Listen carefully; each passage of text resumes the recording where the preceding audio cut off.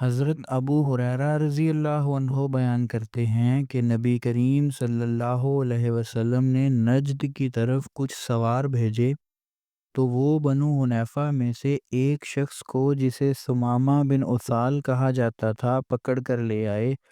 اور اسے مسجد کے ستونوں میں سے ایک ستون کے ساتھ باندھ دیا۔ نبی کریم صلی اللہ علیہ وسلم اس کے پاس باہر آئے اور فرمایا ثمامہ کو چھوڑ دو، تو وہ مسجد کے قریب ہی کھجوروں کی طرف چلا گیا اور نہایا۔ پھر وہ مسجد میں آیا اور کہا کہ میں اقرار کرتا ہوں کہ اللہ کے سوا کوئی معبود نہیں اور محمد صلی اللہ علیہ وسلم اللہ کے رسول ہیں،